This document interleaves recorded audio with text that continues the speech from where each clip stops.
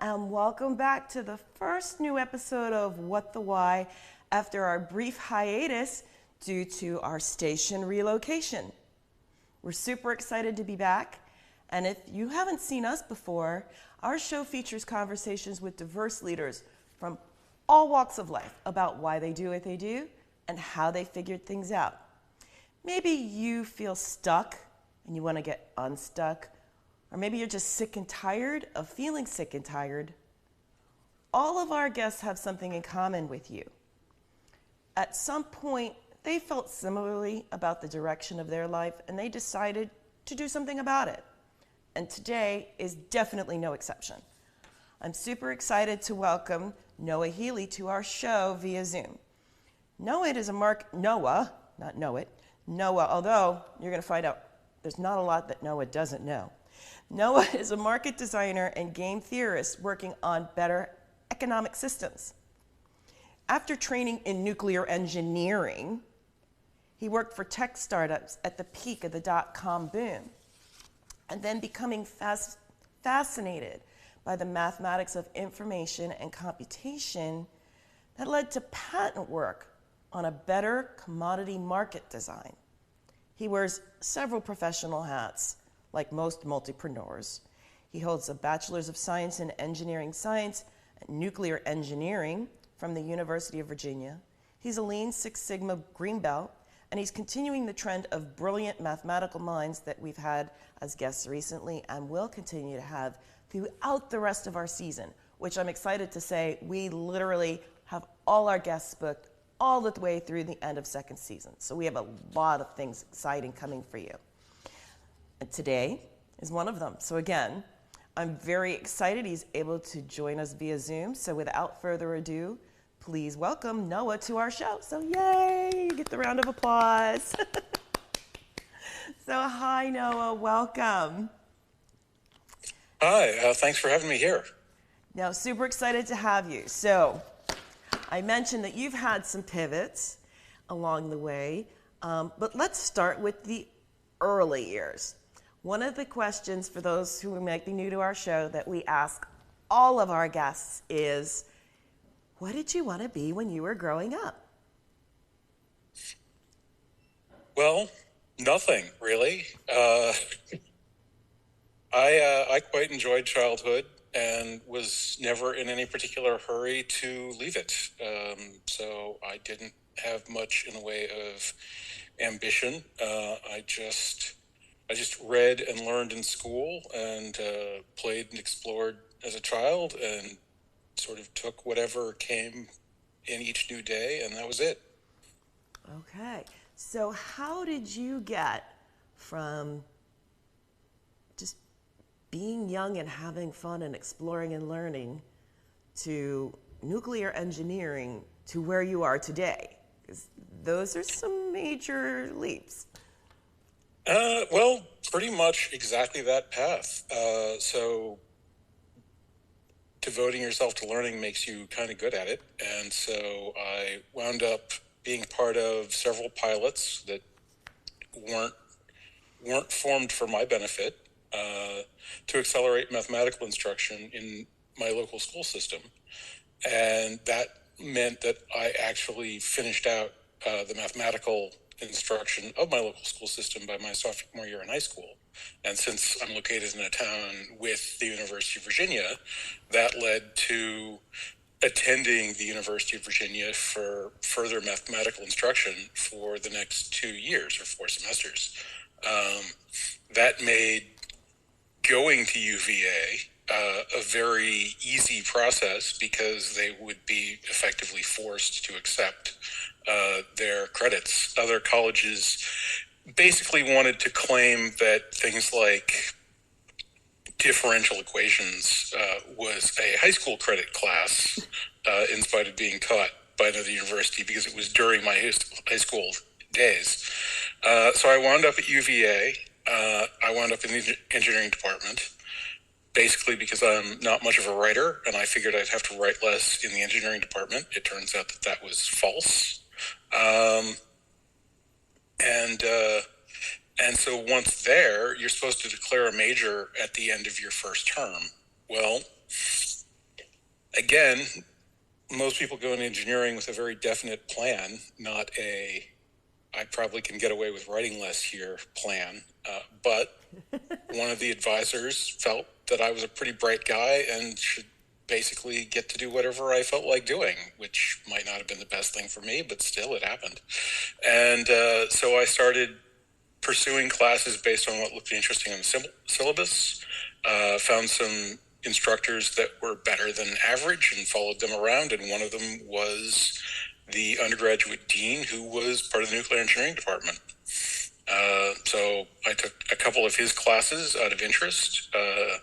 One of those classes, he posed a problem, which I came up with a science fiction answer for, which then got him to introduce me to my thesis advisor. It turned out that my science fiction answer had some bare similarities to a science factual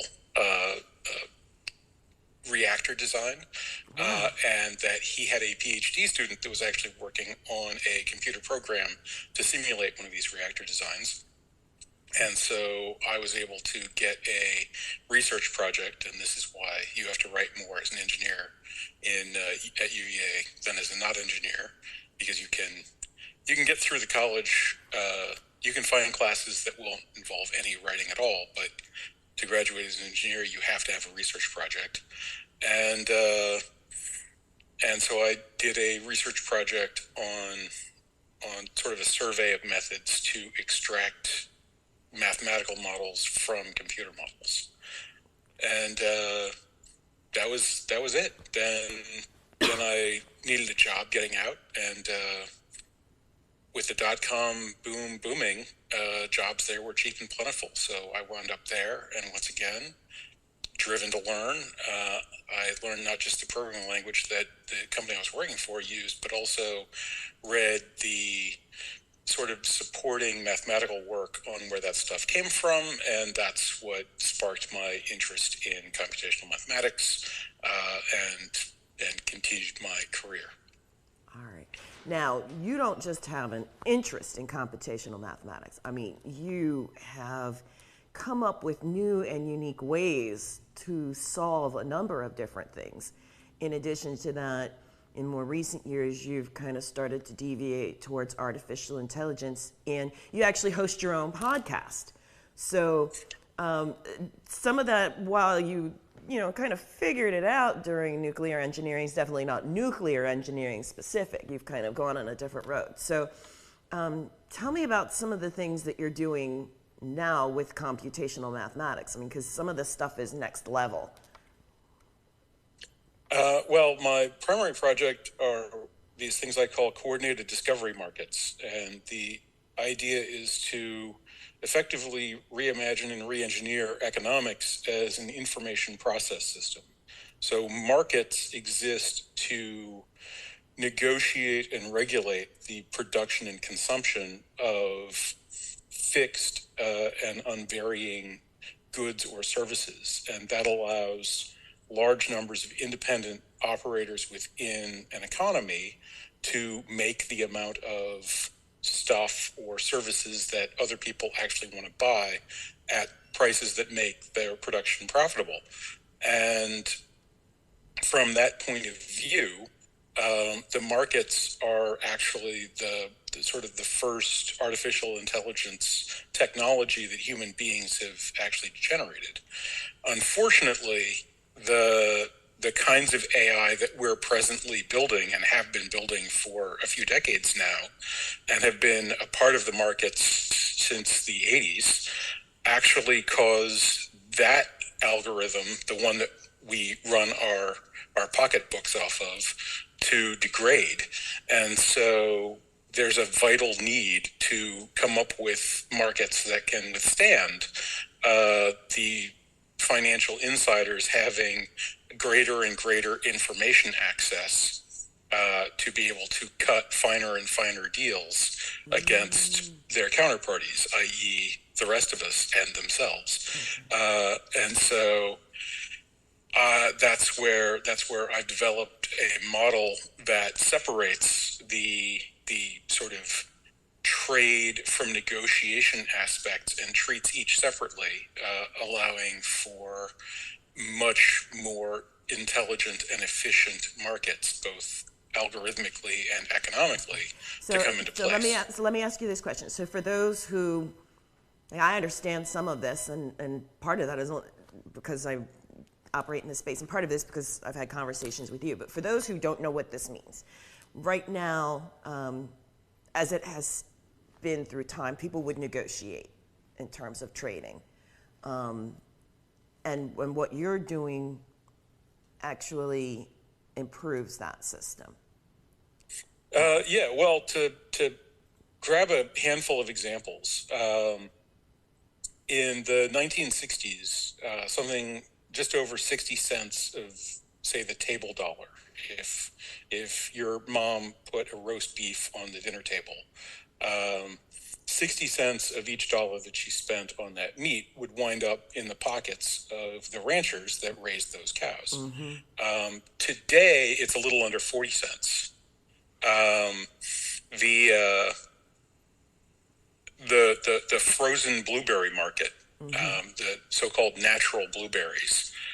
This is a little under $500 million marketplace that is essentially concentrated in the American Northeast and the Canadian Southeast, and is largely something undertaken by people who are in sort of retirement or semi-retirement.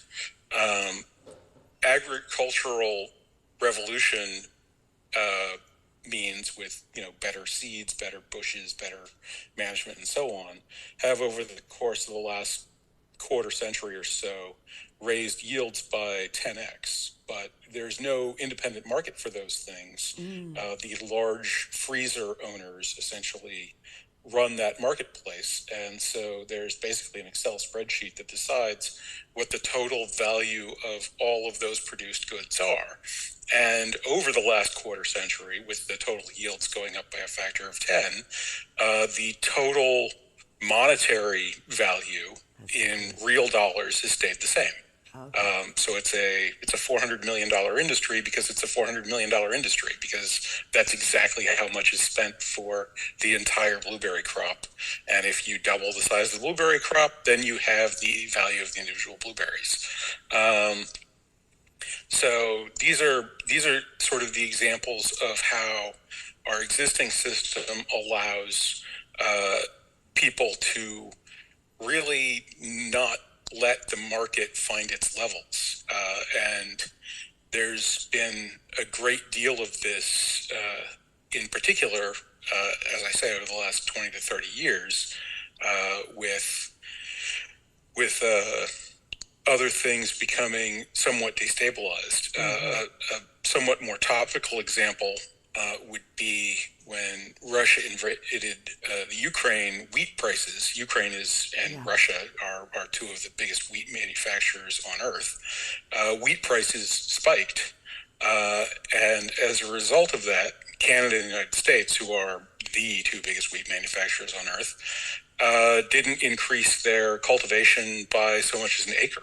And the reason they didn't do that is because, while the market prices spiked, those prices were not translated to the actual farmers. Mm-hmm. They were absorbed by the fiduciary middlemen. Okay. And so the sort of chaos in bread and flour prices over the last couple of years were effectively the result of the markets not actually connecting supply to demand. Right.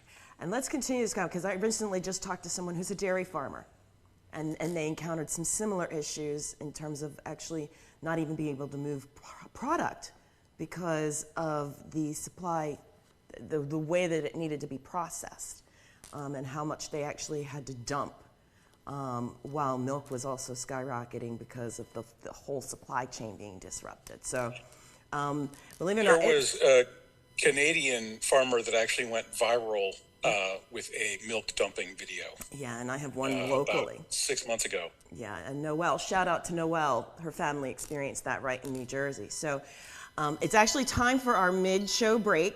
So please come back because we've got some even more interesting conversation around what Noah's doing next in terms of financial markets as well as his own podcasts. So come back after the break. More to come with What the Why with Barbara Ann.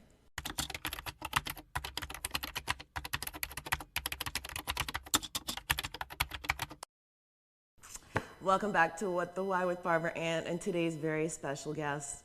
I'm just going to go on a limb and say mathematical and computations expert, Noah Healy. And right before the break, we were actually talking about how the markets traditionally have been driven through negotiation and should be able to process a certain way. And through mathematical computations and other things, he's really been part of changing. Literally, he's got a patent pending on changing the way markets operate in general. And before the break, I mentioned, shout out to Noel Poole again, who's a dairy farmer, and you were talking about wheat and how that was affected. But during the pandemic, so many other things were also affected, including dairy. Your grandfather started. My grandfather was a lobbyist in D.C. and retired as the CEO of the Dairy Council, kind of just before the Got Milk era of ads, if anybody remembers those. And he was largely responsible for both getting a nationalized dairy market and not having dairy be a locally produced and locally sourced product, as well as funding for FDA computers that allowed sort of the modern dairy and cow industries breeding programs that have greatly increased the productivity of the beef industry. Right. And so, the Great Food Drug Administration steps in, then we have a pandemic, and the supply chain can't support it. And in Noel's case and other farmers who have dairy, they ended up actually discarding product because they couldn't move it, and then because of regulations, they couldn't directly sell it. And so enter you and your mathematical genius in looking at new ways to approach marketplaces. And so let's talk about how, your mathematical genius is kind of pivoted in this way in terms of changing markets in general. To the extent that you can explain it in as close to layman's terms as possible, you have a number of things that you've done. You run multiple companies, and then you have a patent that's been on hold for a while. So tell us about that. Well, I guess starting with the patent, the CDM system I mentioned is patent pending. The Patent Office has actually agreed to allow it to be patented twice, and in both cases, they have withdrawn their support for that agreement rather than carrying it off. For those who do not know, patents are sort of a two-stage process. You make an application and work with a sort of agent of the Patent Office, your patent examiner. This is what Einstein got his job. He was working as a patent clerk. The examiner decides whether or not your patent has merit, and when they do, they give you a notice of acceptance. Then you take that acceptance and the thing that the patent examiner said was accepted, and you send those in with a fee, and you get your patent. Mm-hmm. My examiner has said yes twice, and in both cases has been forced to take back his yes for reasons that he says that he disagrees with. And so it is now heading to, it's actually a panel, but what's colloquially known as patent court, to have a judge, an administrative judge, take a look at their arguments, which have no logical merit, and the people that my attorneys and I can speak to agree that it has no logical merit, or whatever will happen. I don't know. Yeah. That case is to be heard 2 summers from now, so in the summer of 2025. Mm-hmm. In terms of sort of the marketplace redesign, the basic idea is to recognize that there are multiple services being provided within a marketplace. It's not simply a case of somebody who has something and somebody else that needs that something. There's also the information of what value might be placed upon that thing, and the forum that allows trust to exist between the buyer, the seller, and the advisors. And so rather than having a sort of a two-player game, which is kind of a free-for-all of all against all, and sort of wherever the chips fall, then that's where they belong.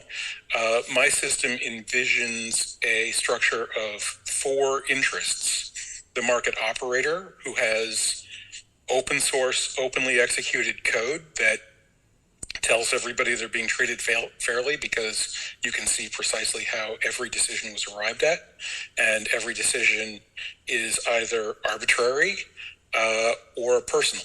So you yourself make your own decisions, and all collective decisions are made through a provably random process. So there's no influence or anything like that.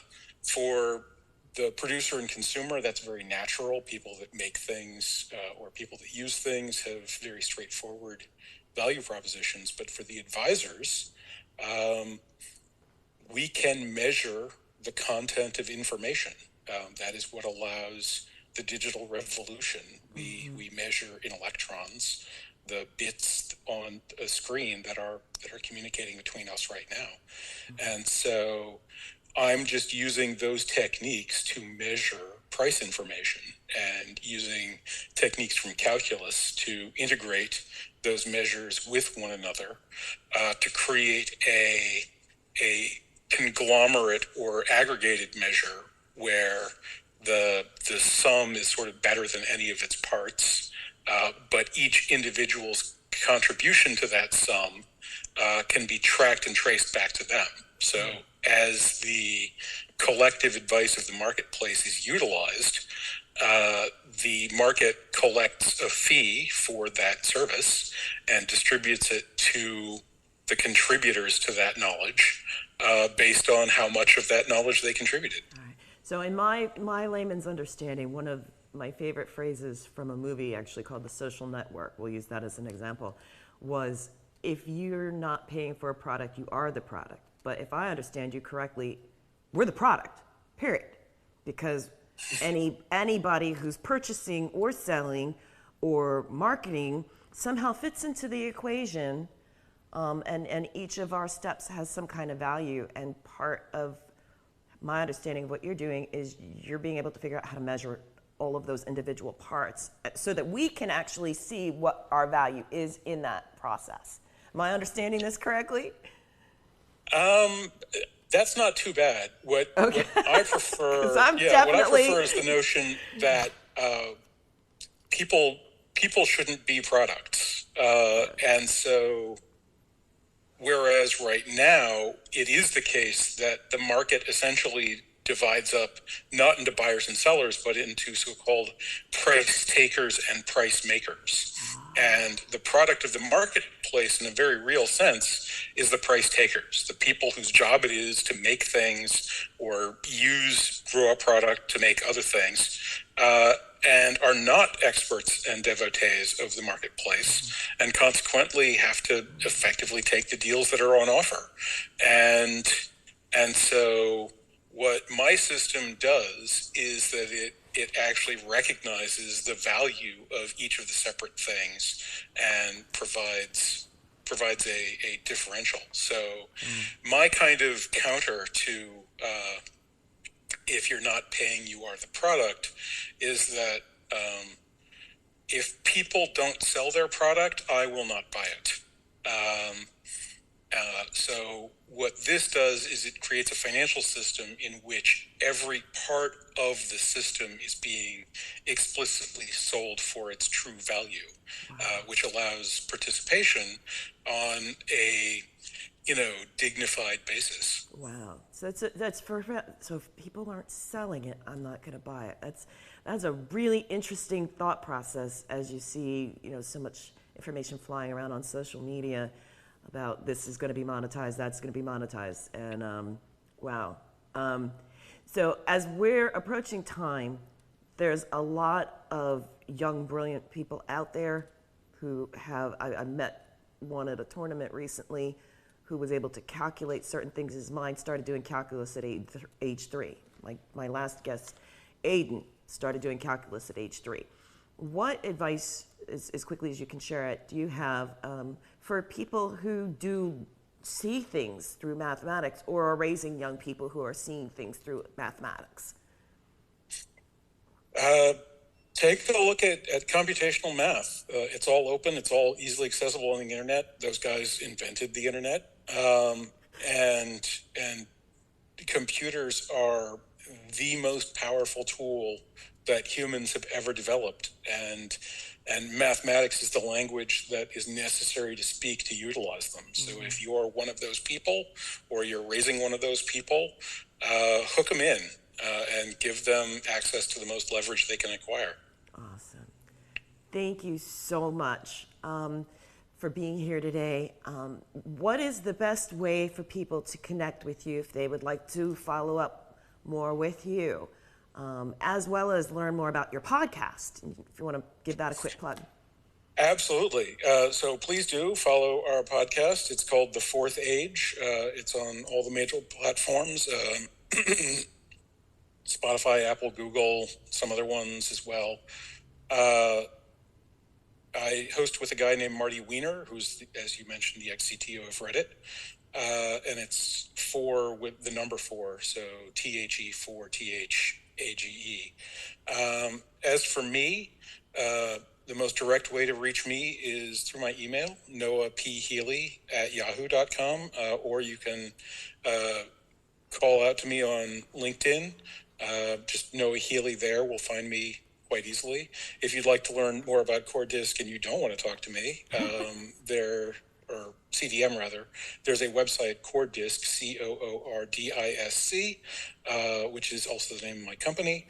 And you can read more there and find links to some video and the white paper.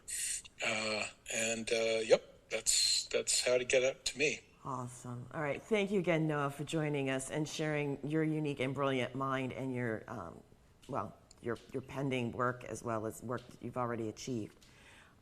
So regarding upcoming guests, we have got so many to name. As I mentioned, we're booked all the way through March 2024. They include everything from coaches and business owners and technology experts to ice figure skaters and former skiers turned entrepreneurs. Please believe me when I say you really don't want to miss what any of our future guests have to say about their journeys. And if you missed any of our past guests and you want to check out what they have to say, you can catch all of Season 1 as well as Season 2 to date on demand on RVN Television's What the Why page on the RVN Television website as well as on Roku. You have so many viewing choices these days, so thank you very much for watching our show, and please tell a friend or colleague about us. As a reminder, What the Why airs on Tuesdays and Thursdays at 1 p.m. Eastern Time and 3:30 p.m. on Mondays Eastern Time, and again is available on demand at rvntelevision.com, Roku, and coming soon to other platforms. And also, please remember, whether you're looking to make changes in your life, no matter how big or small, please tune in for more interesting, fascinating, illuminating, mathematical genius and algorithm creating guests such as Noah, who decided that they wanted to do something with their life, something different with their life, and searched out what their core purpose was and lived it.